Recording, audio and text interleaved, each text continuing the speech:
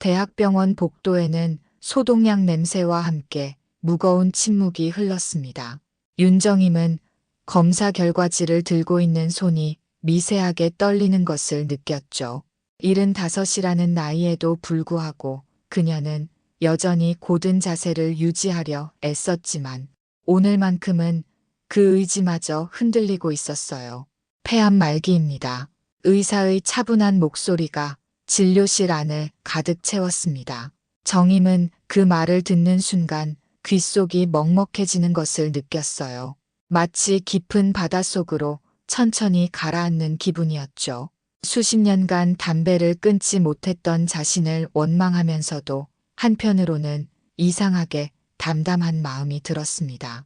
앞으로 얼마나 남았나요? 정임의 질문에 의사는 잠시 망설였어요.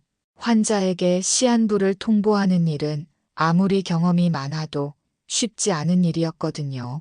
길어봐야 6개월 정도로 보입니다. 정임은 고개를 끄덕였습니다. 예상했던 것보다는 짧았지만 그렇다고 해서 놀라지는 않았어요. 오히려 마음속 어딘가에서는 안도감 같은 것이 스며들고 있었죠. 70년이 넘는 긴 인생에서 마지막 6개월이라면 그동안 하지 못했던 일들을 정리할 시간은 충분할 것 같았습니다. 며칠 후 정임은 입원 수속을 밟았어요. 병실에는 다른 환자들도 있었지만 대부분 조용했습니다.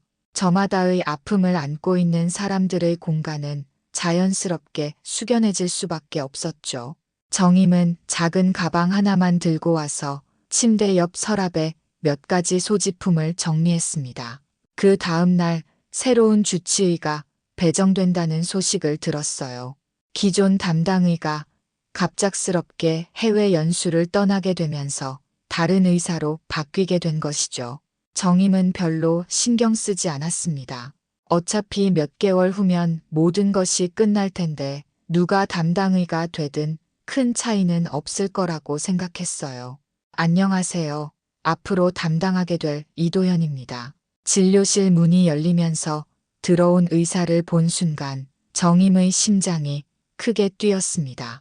40대 초반으로 보이는 그 남자의 얼굴에서 뭔가 익숙한 느낌을 받았거든요.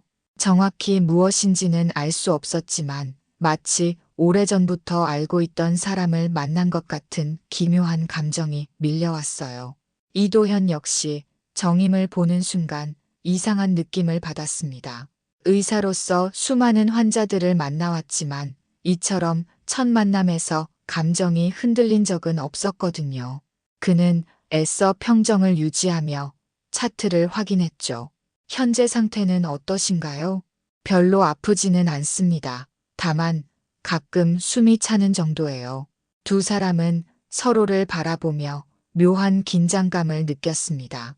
정임은 도현의 눈빛에서 자신도 모르게 그리움 같은 감정을 읽어냈고 도현은 정임의 표정에서 설명할 수 없는 친근함을 감지했어요.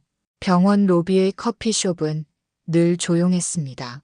면회 시간이 끝나갈 무렵이면 가족들이 하나둘 돌아가면서 더욱 적막해지곤 했죠.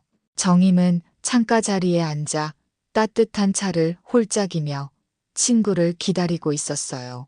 오늘은 특별히 홍미자에게 꼭 해야 할 말이 있었거든요. 정임아, 많이 기다렸지? 익숙한 목소리와 함께 미자가 나타났습니다. 같은 나이 또래지만 미자는 정임보다 훨씬 건강해 보였어요.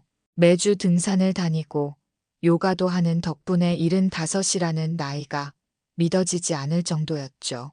두 사람은 50년 넘게 알고 지낸 절친한 친구 사이였습니다. 아니야, 나도 방금 내려왔어. 정임은 미자의 손을 잡았어요. 그 손길이 유난히 따뜻하게 느껴졌습니다. 어쩌면 이게 마지막 진솔한 대화가 될지도 모른다는 생각이 들었거든요. 미자야, 나 너한테 평생 못한 얘기가 있어. 미자는 정임의 진지한 표정을 보며 가슴이 두근거리기 시작했어요. 50년을 알고 지내면서도 정임이 이렇게 무거운 표정을 짓는 것을 본 적이 거의 없었거든요. 분명 중요한 이야기일 것 같았습니다. 뭔데 그래? 우리 사이에 못할 말이 어디 있어? 정임은 잠시 망설였습니다. 지난 50여 년간 가슴속 깊이 묻어두었던 비밀을 꺼내는 일은 생각보다 어려웠어요. 하지만 죽기 전에는 반드시 털어놓고 싶었죠. 20살 때 아기를 낳았었어. 미자의 눈이 커졌습니다. 정임에게 아이가 있었다는 사실을 전혀 몰랐거든요. 결혼 후에도 아이가 없다고만 알고 있었는데 이런 비밀이 숨겨져 있었다니 놀라울 따름이었어요. 그런데 그 아이를 역에 놓고 도망쳤어. 정임의 목소리가 떨렸습니다.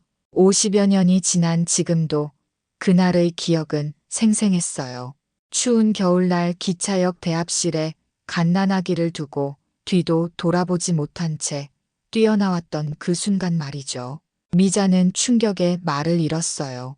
하지만 동시에 마음 한구석에서 죄책감이 올라오기 시작했습니다. 사실 그녀는 그 당시 어렴풋이 짐작하고 있었거든요. 정임이 임신했다는 것도, 그리고 그 후에 무슨 일이 일어났는지도 어느 정도 알고 있었어요. 왜 그랬어? 남편이 그 아이를 죽이려고 했어. 태섭이가 술에 취해서는 아기를 때리고 벽에 던지려고 했거든. 그래서 어쩔 수 없이. 정임은 더 이상 말을 이어가지 못했습니다. 그날의 끔찍한 기억들이 다시 생생하게 떠올랐거든요. 남편 고태섭의 주먹이 갓난아기에게 향하는 순간 그녀는 정말로 미쳐버릴 것 같았어요. 미자는 정임의 손을 꽉 잡았습니다. 그제야 이해가 되기 시작했어요. 왜 정임이 그 후로 아이를 갖지 않았는지, 왜 늘 슬픈 표정을 하고 있었는지 말입니다. 하지만 동시에 자신에 대한 원망도 커져갔어요. 사실 미자는 그 당시 고태섭의 폭력을 여러 번 목격했었거든요. 정임이 멍든 얼굴로 나타날 때마다, 집에서 큰 소리가 날 때마다 알고 있었지만 나서지 못했어요. 무서웠고 두려웠던 거죠. 그래서 모른 척하고 외면했던 것입니다. 정임아, 미안해 내가 알면서도. 아니야, 너 잘못이 아니야. 그때는 다들 그랬잖아. 남의 집 일에 끼어들면 안 된다고 생각했고. 하지만 미자의 마음속 죄책감은 더욱 깊어졌습니다. 만약 그때 용기를 내서 정임을 도왔다면, 아니면 최소한 누군가에게라도 알렸다면 상황이 달라졌을지도 모르는데 말이죠. 간호사실은 늘 분주했지만 서간호사만큼은 환자들의 미묘한 변화를 놓치지 않는 예리한 관찰력을 가지고 있었습니다. 20년 넘게 병원에서 일하면서 터득한 직감이랄까요. 그녀는 며칠 전부터 윤정임과 이도현 사이에 흐르는 이상한 기류를 감지하고 있었어요. 뭔가 이상해요. 서간호사는 동료 간호사에게 조심스럽게 말했습니다. 보통 의사와 환자 사이에는 일정한 거리감이 유지되는 법인데 이도현과 정임 사이에는 그런 경계선이 흐릿해 보였거든요. 매일 회진 시간이 되면 이도현은 다른 환자들보다 정임의 병실에서 유독 오래 머물렀어요. 그리고 정임 역시 다른 의사들과는 전혀 다른 표정으로 도현을 바라봤습니다. 마치 오래전부터 알고 지낸 사람을 대하는 것 같은 친근함과 동시에 뭔가 말하고 싶지만 참고 있는 듯한 애타는 마음이 역력했거든요. 특히 지난주에 있었던 일이 서간호사의 의심을 더욱 확고하게 만들었어요. 정임이 갑작스럽게 호흡곤란을 겪었을 때 도현의 반응이 보통 의사들과는 달랐던 것입니다. 그는 평소의 냉정함을 잃고 마치 가족을 걱정하는 사람처럼 당황했었거든요. 손을 잡고 있는 것도 봤어요. 환자가 힘들어할 때 의사가 직접 손을 잡는 경우는 드물잖아요. 동료 간호사도 고개를 끄덕였습니다. 확실히 일반적인 의사와 환자의 관계는 아니었어요. 하지만 구체적으로 어떤 관계인지는 알 수 없었죠. 며칠 후 서간호사는 정임을 면회온 미자를 복도에서 우연히 마주쳤어요. 미자는 정임의 이야기를 들은 후 내내 마음이 무거웠는데 그런 상태에서 간호사와 마주치니 더욱 불안해졌습니다. 혹시 정임 씨와 이도현 선생님 사이에 뭔가 아시는 거 있으세요? 서간호사의 직설적인 질문에 미자는 깜짝 놀랐어요. 설마 다른 사람도 그 둘 사이의 이상함을 눈치챘을 줄은 몰랐거든요. 왜 그런 말씀을 하시는 거예요? 둘이 보는 눈빛이 남달라요. 마치 서로를 알고 있는 것 같은데 또 처음 보는 것 같기도 하고. 미자는 가슴이 두근거리기 시작했습니다. 만약 정임이 말한 그 아이가 정말로 이도현이라면. 하지만 그런 우연이 있을 수 있을까요?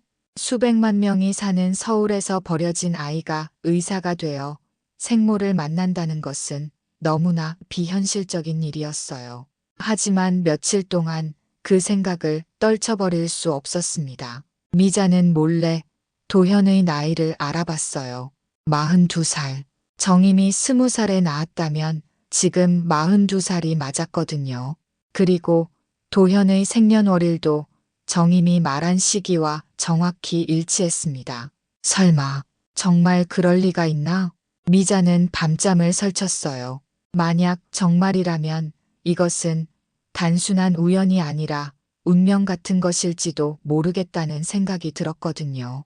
하지만 확실하지 않은 추측만으로는 아무것도 할 수 없었죠. 결국 미자는 대담한 결정을 내렸습니다. 정확한 사실을 확인해 보기로 한 것이에요. 마침 미자의 둘째 딸이 의료진으로 일하고 있어서 유전자 검사를 의뢰하는 방법을 알고 있었거든요. 정임이가 쓰던 컵이랑 도현 씨 것을 구해올 수 있을까? 미자는 서간호사에게 조심스럽게 부탁했어요. 물론 정확한 이유는 말하지 않았지만 서간호사도 그 둘 사이의 비밀이 무엇인지 궁금했기 때문에 흔쾌히 도와주었습니다. 일주일 후 유전자 검사 결과가 나왔어요. 미자는 떨리는 손으로 봉투를 뜯었습니다. 그리고 그 안에 적힌 글자를 보는 순간 무릎이 휘청거렸어요. 친자 확률 99.9%. 이도현은 정말로 윤정임의 친아들이었습니다. 미자는 검사 결과를 들고 병원으로 향하는 길이 무겁기만 했습니다. 50여 년 만에 모자가 재회한다는 것 자체는 기적 같은 일이었지만 그 과정에서 어떤 상처들이 드러날지 알 수 없었거든요. 특히 도현이 이 사실을 어떻게 받아들일지가 가장 걱정이었어요. 병실에 도착했을 때 정임은 창밖을 바라보며 생각에 잠겨 있었습니다. 며칠 전 미자에게 털어놓은 후로 마음이 한결 가벼워진 듯 했지만 동시에 묻어두었던 기억들이 자꾸만 되살아나서 괴로웠어요. 정임아, 너한테 중요한 얘기가 있어. 미자의 진지한 표정을 본 순간 정임은 무언가 심상치 않다는 것을 직감했습니다. 친구의 얼굴에는 기쁨과 두려움이 뒤섞인 복잡한 감정이 역력했거든요. 혹시 이도현 선생님 나이가 어떻게 되는지 알아? 42살이라고 들었는데 왜 갑자기? 정임의 가슴이 두근거리기 시작했어요. 설마 하는 생각이 스쳐 지나갔지만 그런 일이 가능할까 싶었죠. 미자는 조심스럽게 검사 결과지를 꺼냈습니다. 정임은 그 종이를 받아들고 한참 동안 글자들을 응시했어요. 친자 관계라는 단어가 눈에 들어오는 순간 온몸에 전율이 흘렀습니다. 이게 정말이야? 응, 확실해. 정임은 종이를 떨어뜨리고 양손으로 얼굴을 감쌌습니다. 50여 년간 그리워했던 아들이 바로 자신의 곁에 있었다는 사실이 믿어지지 않았어요. 매일 보면서도 알아보지 못했던 자신이 원망스럽기도 했죠. 그날 저녁 정임은 용기를 내어 도현에게 면담을 요청했습니다. 퇴근 시간이 지나서야 도현이 병실로 찾아왔어요. 평소와 달리 정임의 표정이 심각해서 도현도 긴장하지 않을 수 없었죠. 선생님, 저한테 하실 말씀이 있다고 하셨는데요. 정임은 한참 동안 도현의 얼굴을 바라봤습니다. 이제야 보이는 것들이 있었어요.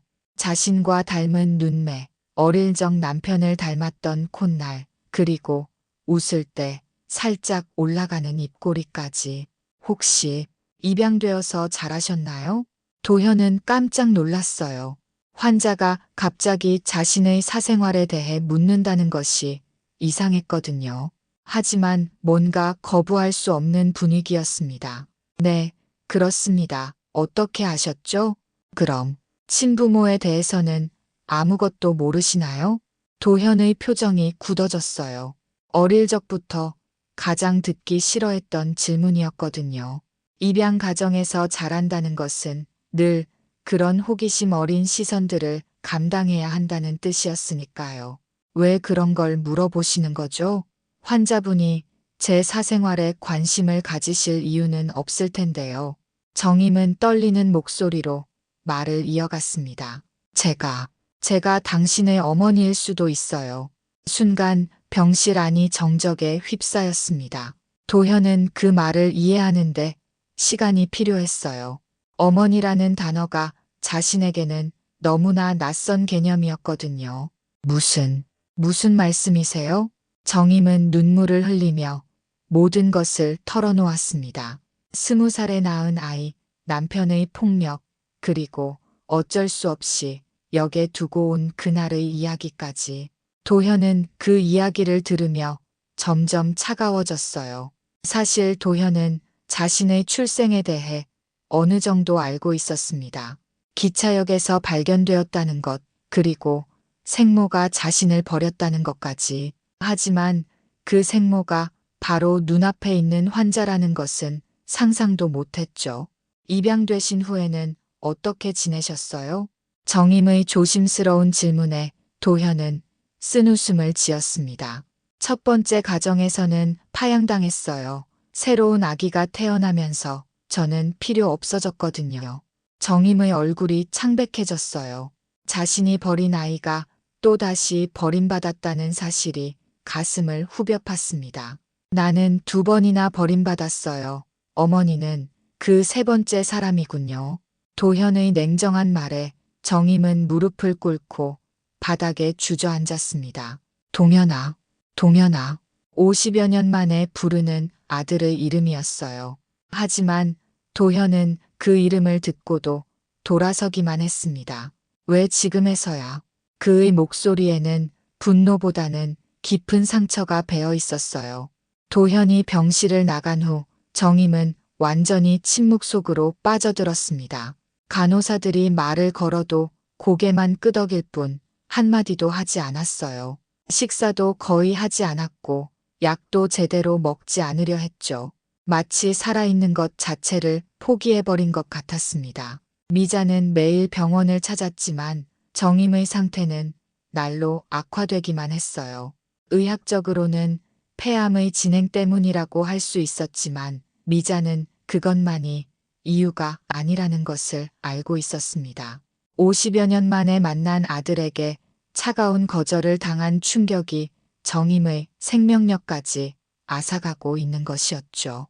서간호사도 정임의 급격한 변화를 걱정했습니다. 며칠 전까지만 해도 비교적 건강했던 환자가 갑자기 이렇게 무너지는 경우는 드물었거든요. 분명 정신적인 충격이 큰 원인일 것이라고 짐작하고 있었어요. 도현 역시 정임의 변화를 모르지 않았습니다. 매일 회진을 돌면서 그녀의 병실 앞을 지날 때마다 가슴이 무거워졌어요. 냉정하게 돌아섰던 자신의 행동이 옳았는지 의문이 들기 시작했죠. 하지만 쉽게 마음을 돌리기는 어려웠습니다.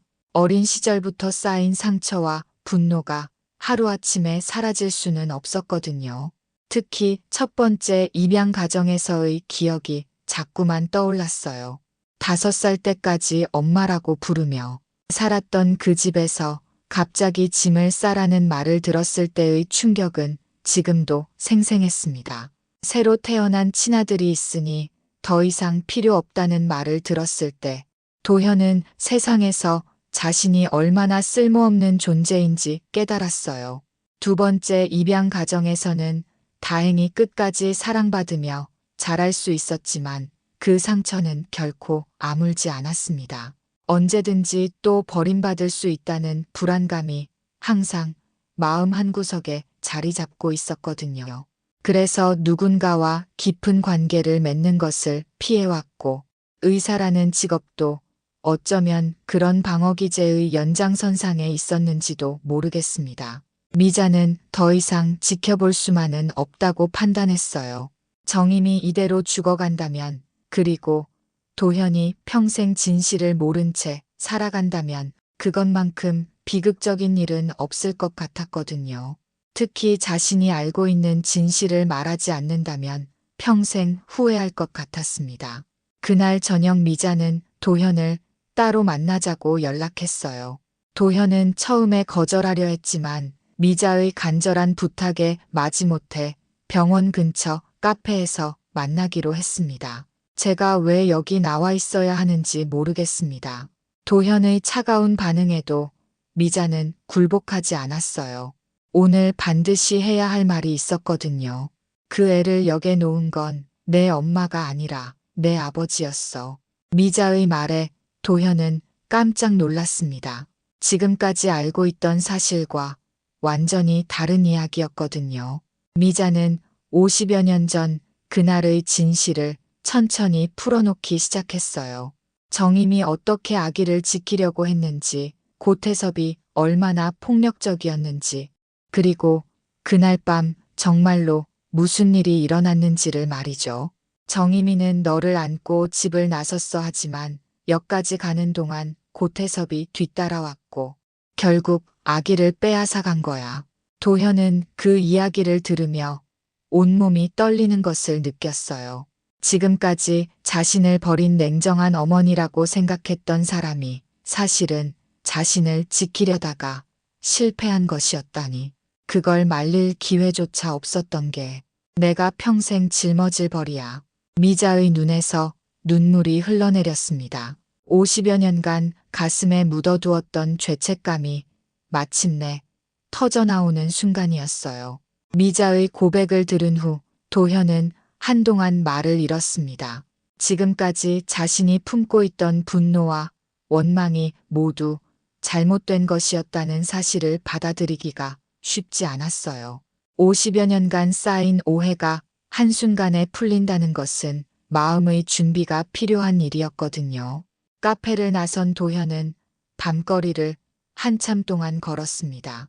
차가운 바람이 뺨을 스치면서 머리가 조금씩 정리되기 시작했어요.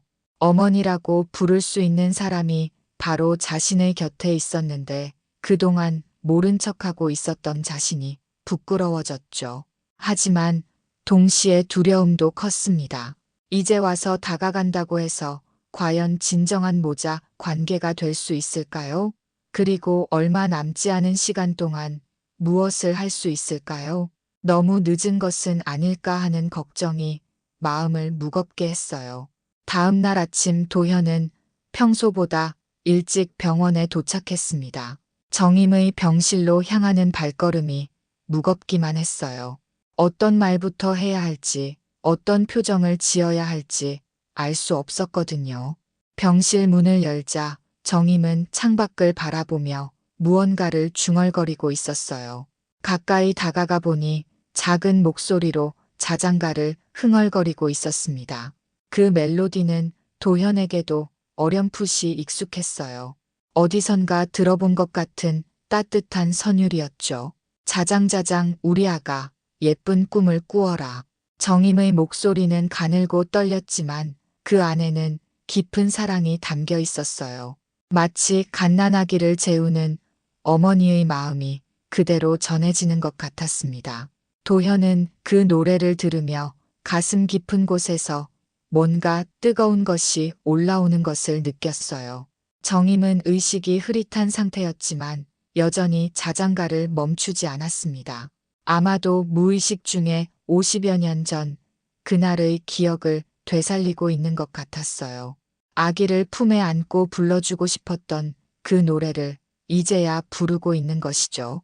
도현은 조용히 정임의 침대 옆으로 다가갔습니다. 그리고 망설이다가 그녀의 손을 살며시 잡았어요. 정임의 손은 생각보다 따뜻했지만 너무나 마르고 약해 보였습니다. 평생 고생만 하다가 이제 생명의 끝자락에 서 있는 한 여인의 손이었죠. 신기하게도 도현은 그 자장가의 멜로디를 어렴풋이 기억하고 있었어요. 입양 가정에서 자랐지만 어디선가 들어본 것 같은 익숙함이 있었거든요. 아마도 생후 몇 개월 동안 어머니가 불러준 그 노래가 무의식 깊은 곳에 남아 있었던 것 같습니다. 도현은 작은 목소리로 정임과 함께 그 멜로디를 따라 불러보았어요. 처음에는 어색했지만 점차 자연스러워졌습니다. 마치 50여 년 전 잃어버린 시간을 되찾는 것 같은 신비로운 느낌이었죠. 자장자장 우리 아가 예쁜 꿈을 꾸어라. 두 사람의 목소리가 병실 안에 부드럽게 퍼져나갔습니다. 정임은 무의식 중에도 도현의 목소리를 인식하고 있는 것 같았어요. 평소보다 편안한 표정을 짓고 있었거든요. 한참 후 정임이 천천히 눈을 떴습니다. 처음에는 초점이 맞지 않는 것 같았지만 도현의 얼굴을 보는 순간 눈동자에 생기가 돌아왔어요. 그리고 자신의 손을 잡고 있는 도현을 발견하고는 깜짝 놀란 표정을 지었죠. 선생님, 정임의 목소리는 가늘었지만 분명했습니다.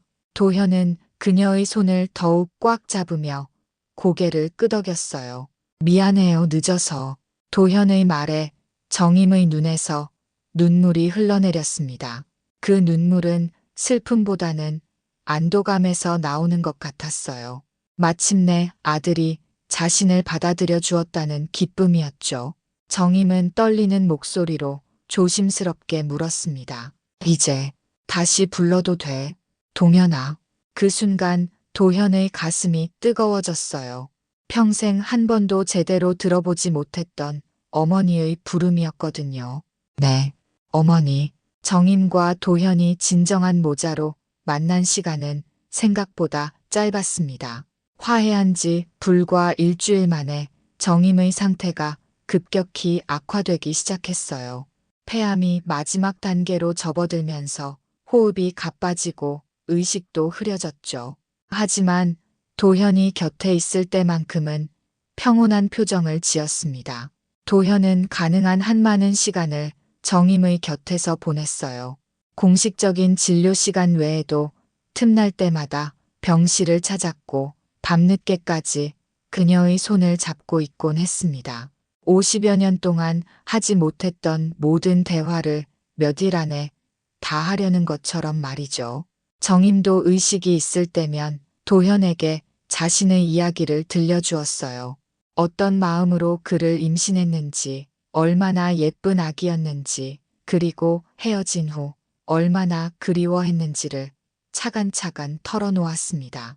특히 도현이라는 이름을 지을 때의 마음을 설명할 때는 눈물을 흘리기도 했어요. 널 임신했을 때부터 이름을 생각해뒀어. 동쪽 동자의 어질 현자, 언제나 밝은 곳을 향해 바르게 살라는 뜻이었지. 도현은 그제야 자신의 이름에 담긴 어머니의 사랑을 알게 되었습니다. 입양 가정에서도 그 이름을 그대로 써왔는데 그 안에 이런 깊은 의미가 숨어 있었다니 가슴이 뭉클했어요. 어느 날 새벽 정임의 상태가 위급해졌어요.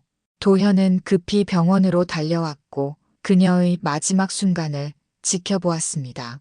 정임은 마지막까지 도현의 손을 꽉 잡고 있었고 작은 목소리로 그의 이름을 불렀어요.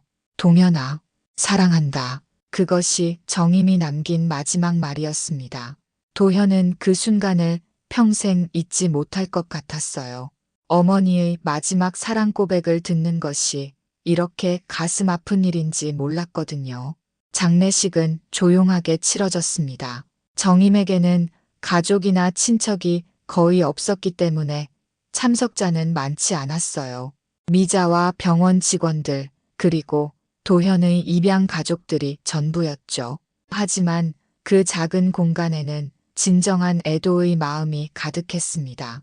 도현은 어머니의 영정 앞에서 오랫동안 서 있었어요. 사진 속 정임은 젊은 시절의 모습이었는데 자신과 닮은 부분들이 확연히 보였습니다.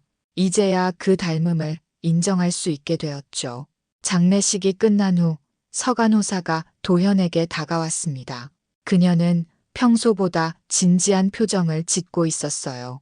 선생님, 제가 꼭 말씀드리고 싶은 게 있어요. 도현은 고개를 끄덕이며 그녀의 말을 기다렸습니다.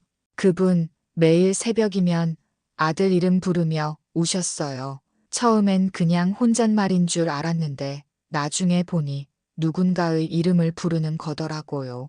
서간호사의 말에 도현은 깜짝 놀랐어요.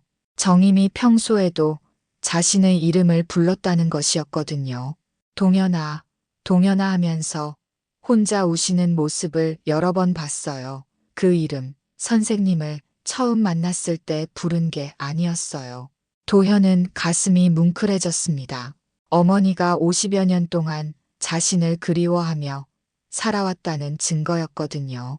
매일 새벽마다 아들의 이름을 부르며 울었다니 그 마음이 어떠했을지 상상만 해도 가슴이 아팠어요. 특히 선생님이 담당의가 되신 후부터는 더 자주 그러셨어요. 뭔가 느끼고 계셨던 것 같아요. 서간호사는 계속해서 정임의 모습을 설명해 주었습니다. 어떻게 도현을 바라보는 눈빛이 남달랐는지, 어떻게 그의 이름을 소중히 여겼는지를 말이죠. 도현은 그제야 깨달았어요. 정임이 자신을 처음 본 순간부터 알아봤을지도 모른다는 것을 말입니다. 어머니의 직감으로 이미 눈치채고 있었지만 먼저 말하기가 두려웠던 것일 수도 있었죠. 그분이 얼마나 선생님을 사랑하셨는지 아셨으면 좋겠어요. 비록 늦게 만나셨지만 마지막에는 정말 행복해 하셨거든요. 서간호사의 말에 도현은 눈물을 참을 수 없었습니다. 어머니의 사랑이 이렇게 깊고 오래되었다는 것을 알게 되니 더욱 가슴이 아팠어요. 동시에 그 사랑을 받을 수 있었다는 것에 감사한 마음도 들었죠. 장례식이 끝나고 며칠 후 도현은 정임의 유품을 정리하기 위해 그녀가 살던 작은 원룸을 찾았습니다. 미자도 함께 왔는데 혼자서는 감당하기 어려운 일이라고 생각했거든요. 정임이 평생을 살아온 흔적들을 정리한다는 것은 단순한 짐 정리가 아니라 한 사람의 인생을 정리하는 일이었어요. 원룸은 생각보다 깔끔했습니다. 정임은 평소에 정리정돈을 잘하는 사람이었던 것 같았어요. 하지만 곳곳에서 세월의 흔적을 느낄 수 있었죠. 오래된 가구들과 빛바랜 벽지, 그리고 작은 화분에 심어진 시든 꽃들이 그녀의 외로웠던 삶을 말해주고 있었습니다. 옷장부터 정리하기 시작했어요. 정임의 옷들은 대부분 검은색이나 회색이었습니다. 화려한 색깔의 옷은 거의 없었죠. 아마도 평생을 슬픔 속에서 살아왔기 때문인 것 같았어요. 도현은 그 옷들을 하나하나 개어가며 어머니의 삶이 얼마나 고단했을지 상상해 봤습니다. 서랍장을 열어보니 별다른 것은 없었어요. 몇 개의 책과 오래된 일기장, 그리고 약간의 생활용품들 뿐이었죠. 하지만 맨 아래 서랍을 열었을 때 작은 나무 상자 하나가 눈에 들어왔습니다. 상자는 오래되어 보였지만 정성스럽게 관리되고 있는 것 같았어요. 도현은 조심스럽게 그 상자를 꺼냈습니다. 상자 안에는 여러 가지 물건들이 들어 있었어요. 오래된 편지 몇 통과 작은 목걸이, 그리고 낡은 사진 한 장이었죠. 사진은 흑백이었는데 젊은 여성이 갓난아기를 안고 있는 모습이었습니다. 이게 바로 너와 정임이구나. 미자가 사진을 보며 감탄했어요. 사진 속 정임은 20살 정도로 보였는데 지금의 도현과 정말 많이 닮아 있었습니다. 특히 눈매와 코의 형태가 거의 똑같았어요. 그리고 품에 안긴 아기는 너무나 평화로운 표정을 짓고 있었죠. 도현은 그 사진을 보며 가슴이 뜨거워지는 것을 느꼈어요. 어머니와 자신이 함께 있던 유일한 증거 같은 것이었거든요. 비록 기억하지는 못하지만 분명히 행복했던 순간들이 있었다는 것을 보여주는 사진이었어요. 사진을 자세히 들여다보다가 도현은 뒷면에 뭔가 쓰여 있다는 것을 발견했습니다. 사진을 뒤집어 보니 정임의 손글씨로 글이 적혀 있었어요. 글씨는 오래되어서 조금 흐려져 있었지만 읽을 수는 있었습니다. 그날 아기를 둔 건 나 아니었어. 말할 기회조차 없었어. 그래도 난 그 아이 이름을 평생 안 잊었어. 동현이. 도현은 그 글을 읽는 순간 눈물이 쏟아져 내렸습니다.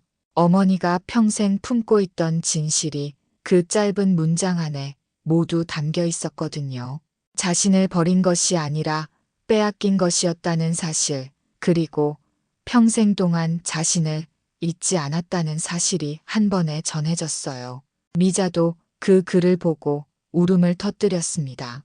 정임이 얼마나 억울하고 고통스러웠을지, 그리고 얼마나 아들을 그리워했을지가 고스란히 드러나 있었거든요. 50여 년 동안 혼자 짊어졌던 비밀과 아픔이 그 몇 줄의 글 속에 응축되어 있었어요. 특히 동현이라고 적힌 부분을 볼 때 도현의 마음은 더욱 무너졌습니다. 어머니가 자신의 이름을 얼마나 소중하게 여겼는지, 그리고 얼마나 자주 그 이름을 불렀는지가 느껴졌거든요. 서간호사가 말했던 것처럼 매일 새벽마다 그 이름을 부르며 울었다는 것이 이제야 완전히 이해되었어요. 도현은 사진을 가슴에 꼭 안았습니다.